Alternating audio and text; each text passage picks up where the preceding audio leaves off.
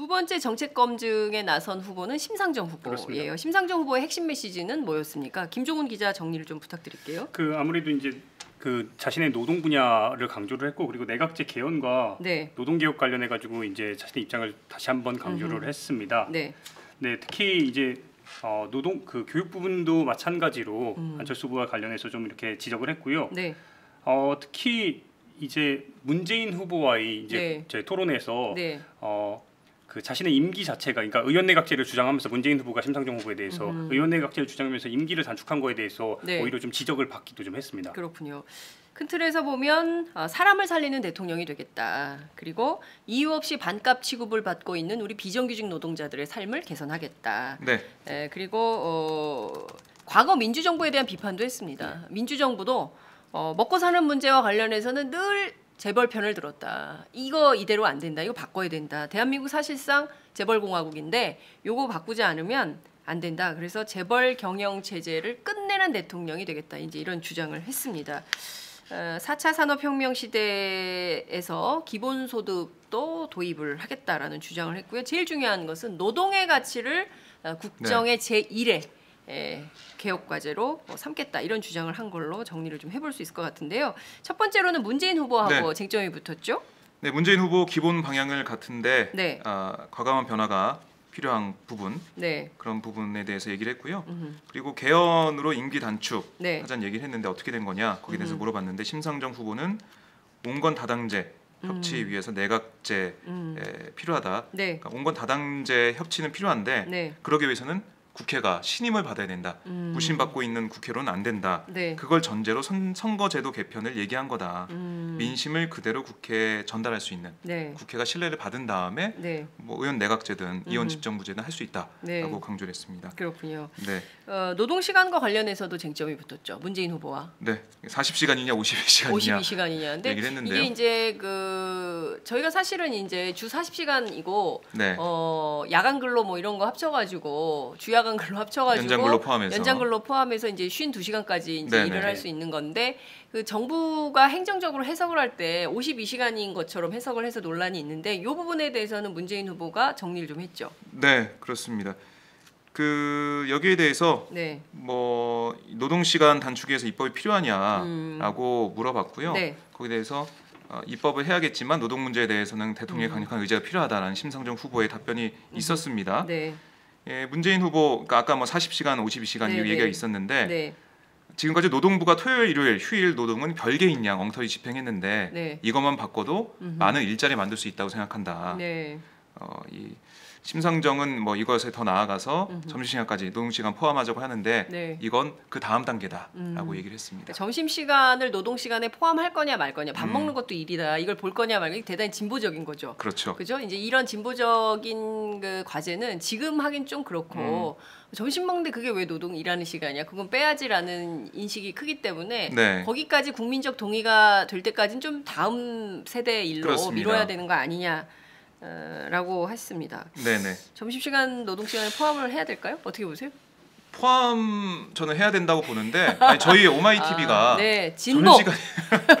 점심시간이 없이 일하지 않습니까? 그렇죠. 저희가 점심을 네. 못 먹고 일을 하죠. 지금도 아침 점심을 다 굶고 저희가 일을 하고 지금도 있습니다. 못 먹고 일을 하고 네. 있습니다. 예. 10시부터 12시까지 후보들이 하는데 취재를 했고 끝나자마자 바로 달려와서 1시까지 했죠. 저희가 오늘 점심을 방송을. 못 먹고 지금 방송을 하고 있는 점을 박정호 기자가 강조를 하고 있습니다. 끝나고 먹겠습니다. 네. 그러니까 이렇게 점심시간 없이 노동하는 문제에 대해서는 심상정 후보의 주장이 맞는 거 아닌가 싶어요. 왜냐하면 저희가 지금 바로 적용이 되거든요.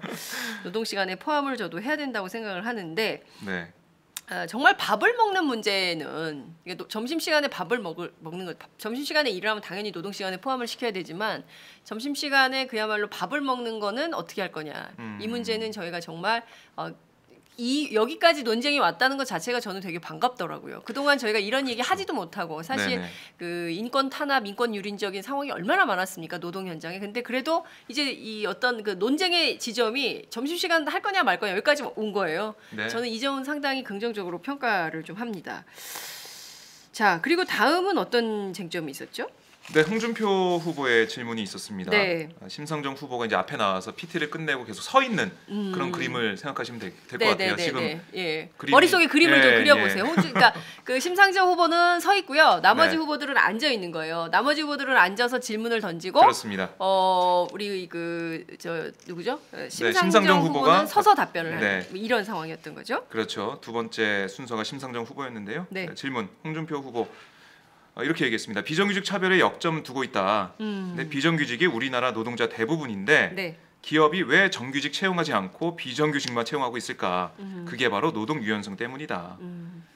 정규직 많이 채용하는 기업은 법인세 인하해주면 어떻겠냐라고 홍준표 후보가 물어봤더니 심상정 후보가 비정규직 많은 이유, 다른 이유를 얘기했습니다. 정경 유착 때문이다. 그렇게 치고 나갔고요. 네. 정유라 많이 사줘라. 뭐 몇백억씩 갈취하고 뭐 이러니까 네. 정규직에 써야 할 돈이 못 간다. 음. 그러니까 최저임금 인상했을 돈이 정경 유착으로 착복해서 어렵다고 생각한다. 네. 그 문제부터 해결해야 된다. 그래야 비정규직 문제 해결 가능하다라고 네. 지적을 했습니다. 그렇군요. 예. 안철수 후보하고는 어떤 쟁점이 붙었습니까?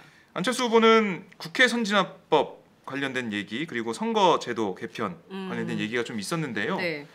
아까 뭐 홍준표 후보는 이 비정규직 문제 관련돼서 계속 공방이 오갔고요. 네. 분권이라고 하는 것을 안철수 후보가 시대 정신으로 꼽았습니다.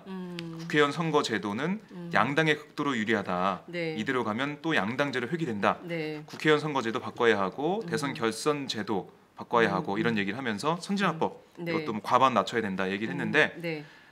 심상정 후보 야당에 많이 서운하다. 어. 그 거대 두 야당에 국민의당은 거대는 아니죠. 하여튼 두 야당에 서운하다.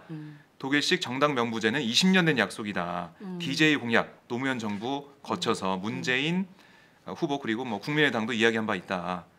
안철수 후보도 사실 당대표하면서 제가 자신이 심상정 후보가 지난 19대 때 4개월 농성했는데 한마디도 보태지 않았다라고 서운한 감정까지 드러냈습니다. 네네. 네, 국회 선진화법도 바꿔야 된다라고 얘기를 하고 그렇군요. 있었습니다. 네. 유승민 후보는 어떤 쟁점으로 다퉜습니까? 네, 유승민 후보 아무래도 지금 경제 쪽에서는 같은 얘기를 좀 하고 있지 않습니까? 심상정 후보랑 같은 얘기를 하고 있는데 이 뭐 안보나 이런 문제에 대해서는 네. 확연히 차이가 나죠. 네, 사드 배치는 국민 생명 지키기 위한 건데 왜 반대하냐라고 유승민 후보가 질문했습니다. 예. 또 심상정 후보 의원님에 대해서 걱정하는 게 사드를 비롯한 안보 문제입니다. 제가 사드 배치가 필요하다는 주장을 국회에서 제일 먼저 정치권에서 제일 먼저 해온 사람인데 사드 배치 같은 거는 우리 국민 생명을 지키기 위한 건데 당연히 필요하지 않습니까? 왜 반대하십니까? 지금 이 자리에 계신 5분 중에서 사드를 반대하는 사람은 저 하나뿐인 것 같습니다. 사실상. 아닙니다. 문재인 아니, 후보하고 문재인 안철수 후보도 후보님도 계속 지금 뭐 거의 반대오다가 최근 며칠에 거의 좀 턱밑까지 사이에 갔습니다. 바뀌었습니다. 그런데 국가의 안보와 국민의 안전을 생각할 때 저는 아무리 표가 급해도 이 입장을 바꿀 수가 없습니다. 제가 입장을 바꾸면 진실을 말할 사람이 없어집니다. 사드 가지고 북한 핵 못 막는다는 거 다 알고 계시지 않습니까? 아니요. 그리고 이 사드 때문에 지금 우리 경제 위기 또 이 한반도가 강대국들의 각축전으로 전환되는 이런 상황을 방치해서는 안 된다고 생각합니다. 제가 말씀드리는 것은 사드의 그 포괄적인 안보 역량 평가가 이루어져야 되고 그 역량 평가에 따라서 국익을 우리가 판단해야 됩니다. 주권 국가는 자신들의 국익을 평가하고 또 판단할 수 있는 민주적 절차를 거쳐야 됩니다. 그 절차를 거치는 게 왜 반미고 왜 한미동맹을 반대하는 것입니까? 그런 점에서 저는 거꾸로 우리 유승민 후보님이 갖고 있는 그 사드 만능론 그것은 안보에도 큰 도움이 되지 않는다 이렇게 생각합니다. 사드 만능이 아니고요. 만능이죠. 만능이 아니고 북한이 사드 가지고 어떻게 북핵 북한이 막을 수 있습니까? 미사일을 한 1000발 정도 갖고 있는데 그걸 동시에 다 핵탄두를 장착해 우리나라는 쏘는 방법이 없습니다. 그거는. 그래서 북한의 핵미사일에 대해서 몇 발이라도 사드로 막아낼 수 있으면 그거는 그만큼 국민 생명 지키는 거고 저는 한 번도 사드가 북핵 문제를 해결한다고 주장해 본 적이 없습니다.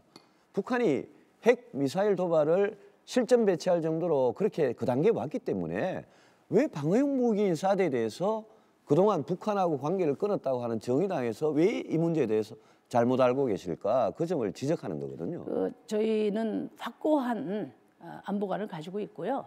제가 생각할 때 가장 위험한 안보관은 그동안의 보수 정치 세력이 이야기했던 안보 제일주의, 그 가짜 안보입니다. 첫째, 안보를 정권에 이용하고 정치에 이용하고 표를 얻기 위해서 이용하는 거, 저는 가장 위험한 안보라고 봅니다. 네, 저희 당 진짜 안보 하겠습니다.